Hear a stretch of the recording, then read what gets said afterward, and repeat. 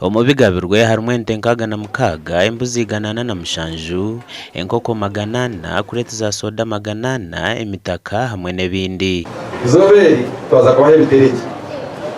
konka ikindi kubashaba cyo kugira ngo esente umukizo bakuzihaye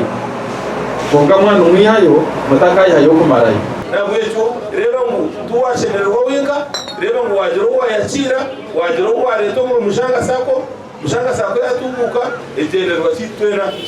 Echi chikozure nko muri ngogo garuza bakastoma ba Mushanga SACCO abasingiro kubabikisa sente zabo ku barabwire. Soda anomutaka mujistera wese vengarije government antishaba ngo egume ehwere ba memba bitu sente zikugura ebintu byo kuteka umupinga ngeme bazi ka ebirisi abasinguzi hine ntanda ibasibira batagatangiye kubika na Mushanga SACCO. So nimpabara bacyara bagenzi banje mweje mu kitereke cy'abashija bonka n'abacyana bakijumbamo uko kunjejumbiremo mu kusevinga na Mushanga SACCO. Nisima Mushanga SACCO basama ni kundora nombingi kwija kugo mu kitereke nani